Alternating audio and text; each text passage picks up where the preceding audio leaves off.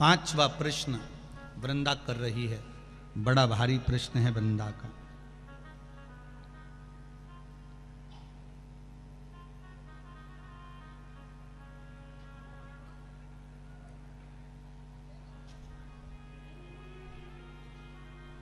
जब मां अपने बेटे को जन्म देती है, बहुत भारी प्रश्न है। खरगोन की इस पावन धरा से जो ये पाठक परिवार द्वारा कथा चल रही है, इस कथा से पूरे विश्व के लोगों को इस प्रश्न के बल पर बल प्राप्त होगा। ये जो 5 प्रश्न हैं, शायद जीवन में कभी श्रवण करने को मिले हो, इसका उत्तर की ना मिला हो, पर हर व्यक्ति के दिल की तमन्ना थी इन 5 प्रश्न को वैष्णव के मुख से सुनना और वैष्णव के लिए कहना। 5वां प्रश्न है, मां जिस बेटे को जन्म देती है, अपने स्तन का दूध पिलाती है, अपने रक्त से सराबोर कर कर गर्भ में रखती है, वो बेटा एक दिन अपनी मां से मुख क्यों मोड़ लेता है? प्रश्न जरा प्रबल है।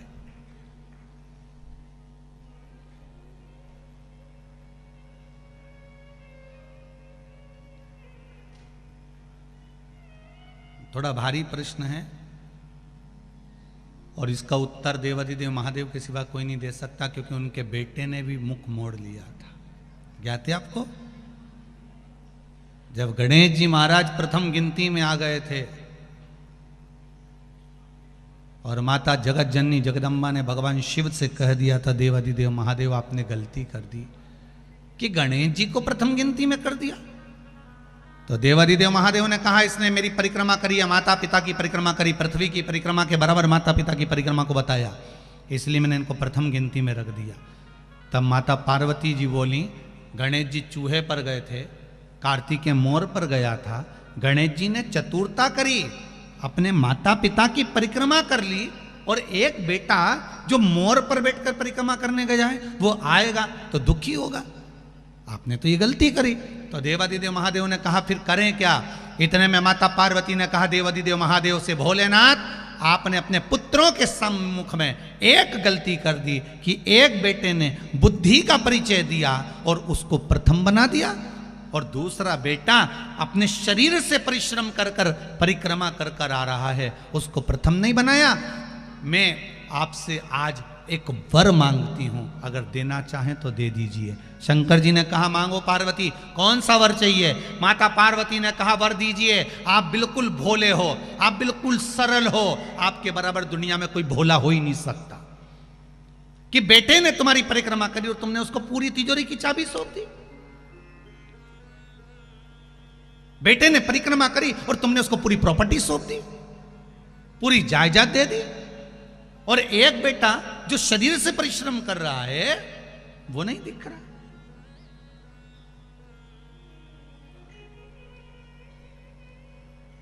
दो बेटे, एक फोन पे लगा रहे हैं, सारा व्यापार फोन पे, हाँ माल भेज देना, हाँ ऐसा कर लेना, ऑफिस में बैठा बैठा लिखा पढ़ी करता रहे, ऑफिस में बैठा बैठा काम करता रहे, और एक बेटा इंदौर जा रहा है, पुणे जा रहा है, मुंबई जा रहा है, यहाँ जा रहा, वहाँ जा रहा, वहाँ पहुँच रहा, वहाँ कर रहा।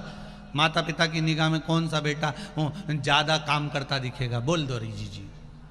अरे बोलो बोलो, तुम तो बोले पीछे मटो तो निमाड़ी हो, यहाँ तो मिर्ची के लिए बोल दिए तो भाई बोलवा में कहीं जाए। तुम घबराना वबराना नहीं, तुम तो बोलो। सबको क्या लगेगा, ये बेचारा वहां जा रहा है, वहां जा रहा है, घर छोड़ रहा है, परिवार छोड़ रहा है, काम तो सारा यही कर रहा है, और दूसरा वो तो मोबाइल पर लगा। पर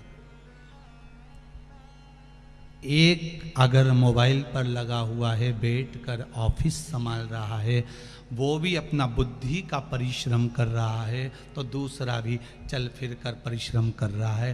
परिश्रम में दोनों कम नहीं है, ये माँ जानती है। इसलिए माता पार्वती ने कहा कि वो शरीर का परिश्रम कर कर आया और इसने बुद्धि का परिश्रम करा, तुमने प्रथम स्थान दे दिया। माता पार्वती जी कहती हैं भोलेनाथ एक वर दे दीजिए। शंकर जी ने कहा मांगो क्या चाहिए, बस वर इतना सा दे दीजिए, आज के बाद कभी तुम्हारी परिक्रमा नहीं हो, आज के बाद तुम्हारी कभी पूर्ण परिक्रमा नहीं हो।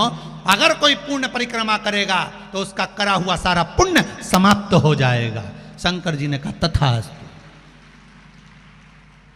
भोलेनाथ बोले तथास्तु। इसलिए पार्वती ने कहा आपकी आधी परिक्रमा होगी, जहां से चले थोड़ी दूर तक घूमे, जहां से जल निकलता है उसको पार नहीं किया गया, वापस घूमकर वहीं से आ गए। आपकी आधी परिक्रमा होगी, क्योंकि हम भोले इतने हो, कोई परिक्रमा लगा कर चले गया तो तुम दे दो। तुम्हारे तो वचन, लंका अधिपति रावण ने आकर कह दिया था कि प्रभु सोने की लंका दे दो, दे दी। एक दिन उसने कह दिया पार्वती जी को दे दो, निकल ले जा जा।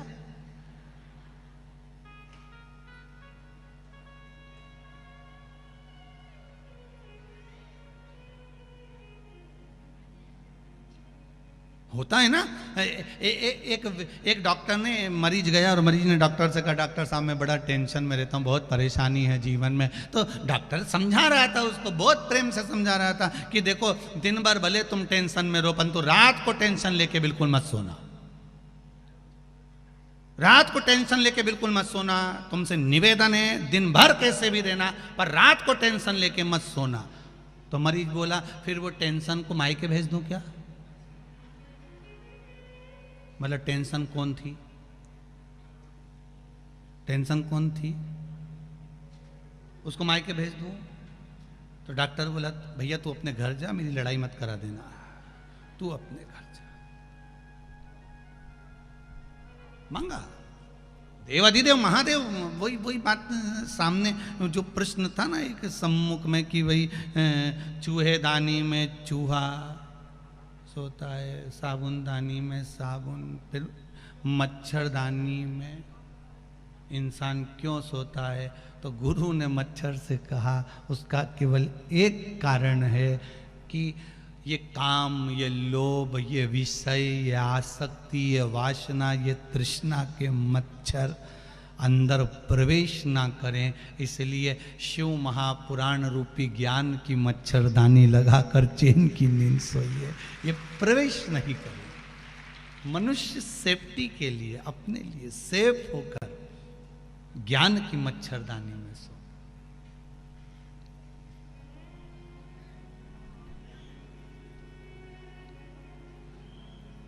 अब वर दीजिए मुझको कि आपकी कभी पूर्ण परिक्रमा नहीं होगी। शंकर भगवान ने कहा तथास्तु, मेरी पूर्ण परिक्रमा नहीं होगी, तूने वर मांगा है दे देता हूं।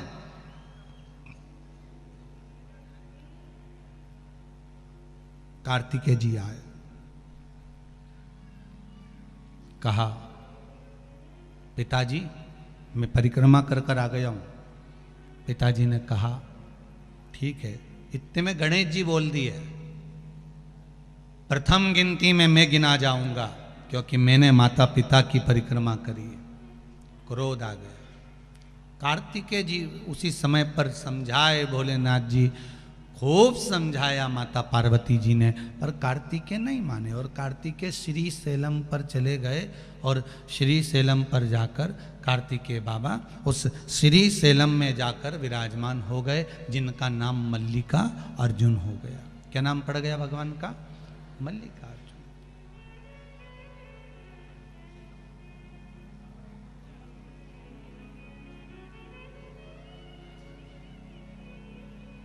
भगवान श्री मल्लिकार्जुन के रूप में विराजमान हो गए। अब देखो महीने में एक बार माता पार्वती और भगवान शंकर मल्लिकार्जुन भगवान को, भगवान कार्तिकेय को मनाने के लिए पहुंचते हैं। प्रत्येक महीने में भगवान शंकर और पार्वती वहां पहुंचते हैं कार्तिकेय जी को मनाने के लिए कि कार्तिकेय जी रुष्ट होकर चले गए। वही प्रश्न माता वृंदा कर रही है भोलेनाथ के सामने, भगवान नारायण के सामने। एक परम भगवदीय वैष्णव दूसरे वैष्णव से प्रश्न कर रहा है कि माँ जब बच्चे को जन्म देती है, माँ जब बेटे को जन्म देती है, तो बेटा अपने माता पिता से मुख क्यों मोड़ लेता है? उसका कारण क्या है? क्या कारण?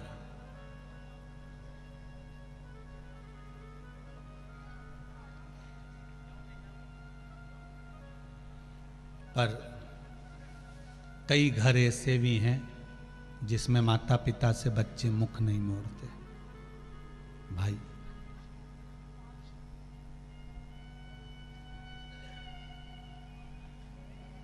कई घर ऐसे भी हैं, आज भी कई घर ऐसे हैं घर में एक व्यक्ति बीमार होता है और उसके लिए अगर खिचड़ी बनती है चावल की तो पूरे घर को खिला देते हैं, पूरे घर को। घर में एकादशी का व्रत एक का होता है, साबूदाने की खिचड़ी सब खाते हैं।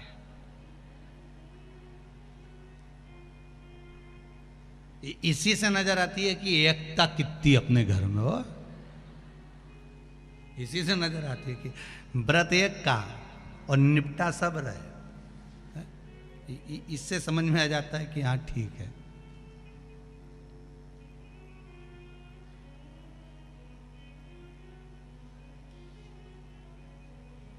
अब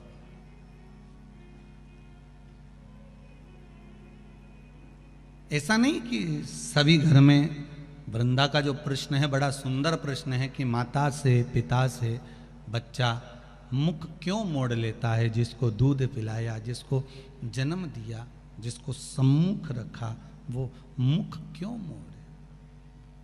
शिव कह रहे हैं ऐसा नहीं। वृंदा देवी दो कारण हैं जिसके कारणवश घर में बेटे का जन्म होता है और उस जन्म का भाग माता पिता को प्राप्त होता है। दोनों बातों को अच्छे से समझ लीजिएगा कि घर में एक बेटा एक बहू आपकी सेवा कर रहे हैं और घर में अगर बेटा बहू आपकी सेवा नहीं कर रहे हैं तो उसका फल क्या है? माता वृंदा ने कहा कि माँ जब दूध पिलाती है, माँ अपना रक्त दे देती है, तो फिर बच्चे मुख क्यों मोड़ लेते हैं?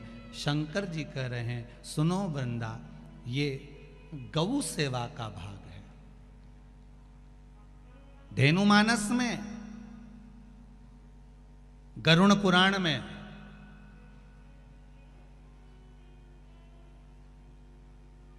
विष्णु संहिता में सुंदर बात कही गई है। यदि आपने गौ माता को रोटी दी है, प्रेम से सहलाया है, ताजा भोजन जानते हो? घर में रोटी बनी, पहली रोटी किसकी बनती है? गाय की। रोटी बनी, सबके जीमने से पहले रोटी गाय को दी है और मान लो वही रोटी फ्रिज पे रख दी, फिर डब्बे पे पड़ी रही, सब ने जीम लिया, तब पन्नी में पॉलीथिन में टंगी रही। शाम को 4-5 बजे गाय आई, तब उसके मुंह में रोटी जब ठंडी कल्ली बासी सब हो गई, तब उसके मुंह में दी। उसका फल और ताजी रोटी का फल जरा ध्यान से देख लीजिएगा, समझना इस कथा को बहुत ध्यान से। पूर्व के प्रारब्ध के अनुसार हमारे बच्चों का जन्म होता है वृंदा, पूर्व के प्रारब्ध के अनुसार हमें हमारी संतान प्राप्त होती है। अगर किसी गौ माता की सेवा करी है, गाय को एक रोटी दी है, गाय को चारा दिया है, गौ माता की सेवा करी है, किसी की सेवा में अगर तुम लगे हो, किसी जीव को, चाहे वो चींटी हो, चाहे वो कौवा हो, चाहे वो पक्षी हो, चाहे वो पशु हो, किसी जीव को अगर तुमने ताजा भोजन दिया है और उसकी सेवा प्रेम से करी है, तो तुम्हारे घर में जो बेटा जन्म है, तुम्हारे घर में जो बहू आती है, वो तुम्हारी सेवा में तल्लीन रहती है महाराज। और अगर तुम्हारे दरवाजे पर गाय आई, तुम्हारे दरवाजे पर जीव आया तुमने एक बार रोटी दे दी और रोटी देने के बाद दूसरी बार उसको डंडा लेकर भगा दिया।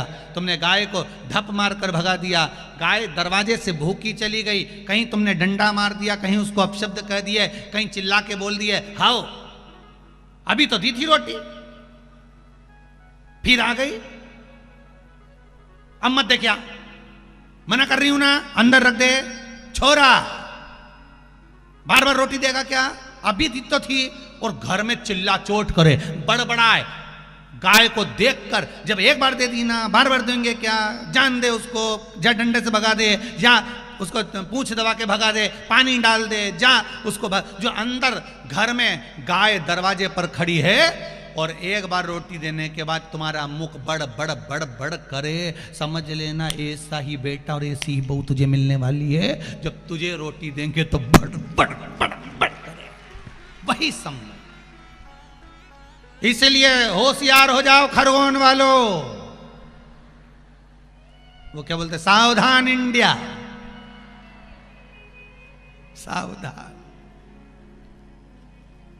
फिर वही वाली बात आ गई, मत बुरे कर्म कर बंदे वरना पछताएगा, भगवान की आंखों से तू बच नहीं पाएगा, तू बच नहीं पाएगा। अरे ओ अज्ञानी मत करना दान। क्यों भटके भाई, किस लिए भटक रहा? अरे एक मीराबाई की सहेली ने मीराबाई से कह दिया था, मीराबाई की सखी बोली है मीरा, तेरे दादाजी तेरे परिवार वाले मालूम है तेरे को, वो राणा के साथ तेरा ब्याह कर रहा है, राणा के साथ।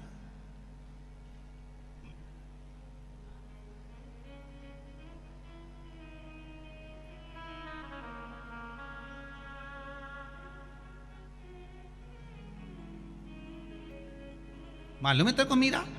मीराबाई ने कहा मेरे परिवार वाले मेरा ब्याह, अरे मेरी माँ को तो मालूम है कि जब एक दूल्हा निकल कर जा रहा था तो मैंने माता से पूछ लिया था ये कौन जा रहा है और डोली में कौन जा रही, तो मीरा की माँ ने कह दिया था ये दूल्हा है वो दुल्हन है। तो मैंने माँ से जिद करी थी, माँ मुझे दुल्हन बनना है, मेरा दूल्हा ला। और मेरी माँ ने मुझे लकड़ी की, एक पत्थर की, एक कांट की, एक भाटा की, एक मूरत मुझे ला कर दे दी थी पत्थर की। वो मूरत से मेरी लगन लग गई, तो अब दूसरी लगन कहाँ लगाऊंगी बता।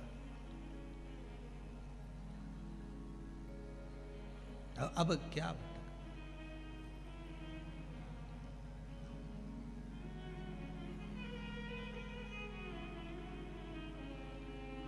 और मीरा जब फिर भगवान को बुलाती, उसकी लगन।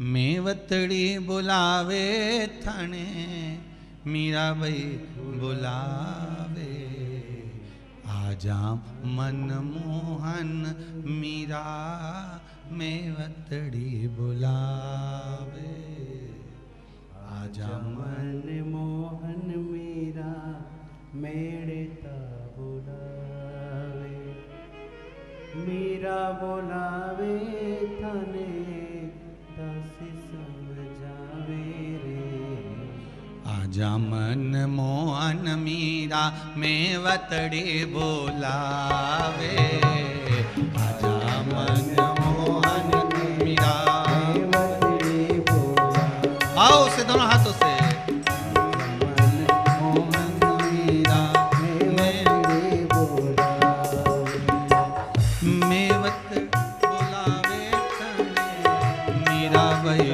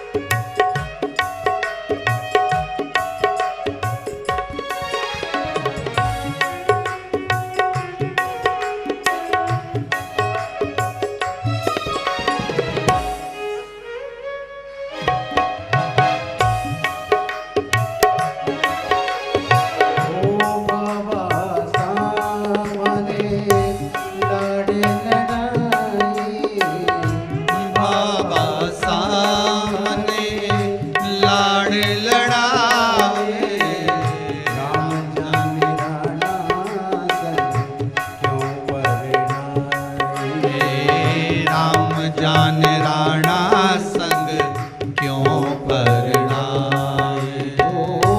बाबो सामने लड़ लड़ाए।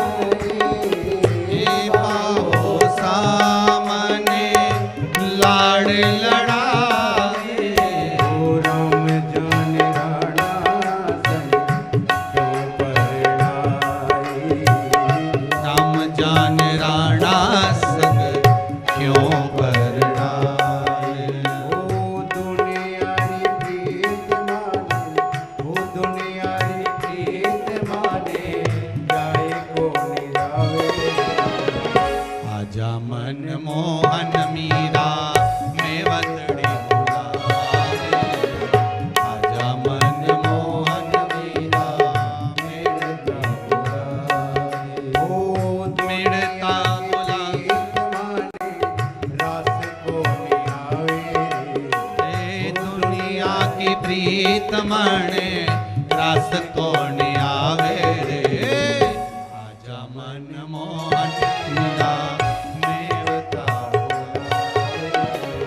आजा मन मोहन मीरा मेड़ता बुलावे। ओ मेड़ता बुलावे, हमें दासी समझावे। मेड़ता बुलावे तणे दासी समझावे।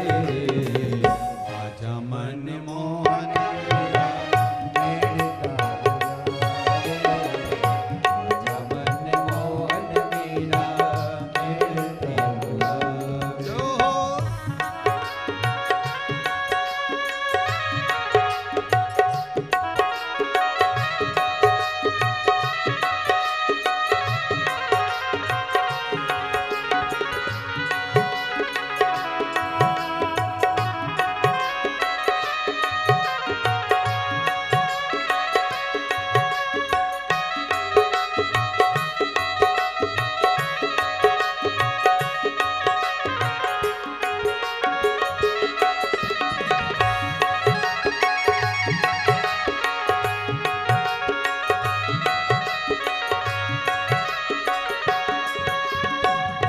पत्थर निकाय मुझे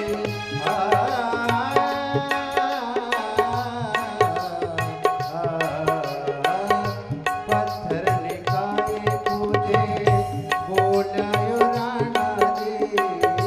पत्थर निकाय मुझे बोलायो राणा जी।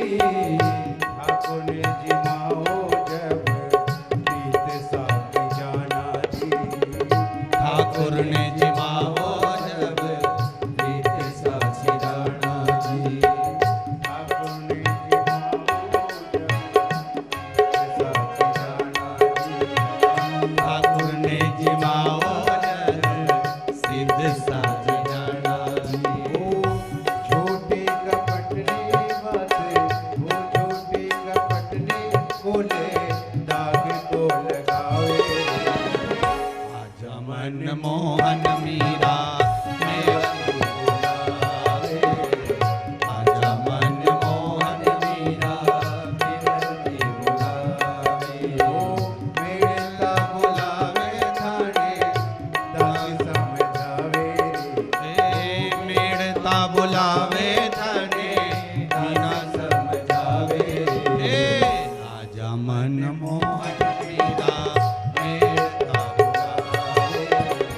आजा मन मोहन मीरा मेड़ता बुलावे। आजा मन मोहन मीरा मेड़ता बुलावे। आजा मन मोहन मीरा मेड़ता बुलावे। आजा मन मोहन मीरा मेड़ता बुलावे। हर हर भाव अगर शुद्ध है तो जैसे पत्थर की मूरत में से मीरा भगवान को प्रकट कर लेती है, उसी तरह शिव महापुराण की कथा कर रही है। आपके द्वारा किया गया सत्कर्म, आपके द्वारा किया गया सुंदर भाव आपके घर में संतान के रूप में वो प्रकट होकर आ जाती है। सबको समझ में आया ना? 5वें प्रश्न का फल, बेटा बहू मुख क्यों मोड़ लेते हैं? बेटा बहू मुख क्यों मोड़ लेते हैं? कारण क्या है? उस कारण को हमें समझना है, उस कारण को हमें जानना। कारण क्या हो सकता?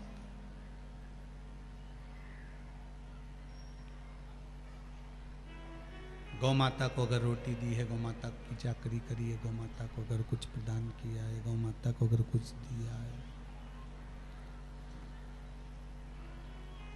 प्रेम से आपने गौ सेवा को तत्पर माना है, तो घर में जो संतान होगी ना, वो भी सुख देने वाली है। और अगर आपने जरा सा घर में क्लेश रखकर अगर कुछ करा है, शिव महापुराण की कथा तो यहाँ तक कहती है, अगर आपके घर के लोग मना करें कि शिव पुराण में मत जा, लड़ाई करे, झगड़ा करे, तो आपसे हाथ जोड़ के निवेदन है, जी जी हो खरगोन वाली, अपने घर में ही अपन भले आस्था चैनल चालू करो, 1 बजे से 4 बजे तक टीवी पर ही कथा देखो। टीवी चलाने को भी मना करे तो मोबाइल पर देख लो, और मोबाइल चलाने को भी मना करे तो श्री शिवाय नमस्तुभ्यम घर में बैठ के जपते रहो, भगवान का स्मरण करते रहो, भजन करते रहो, कीर्तन करते रहो। बहुत है, इतना ही भजन।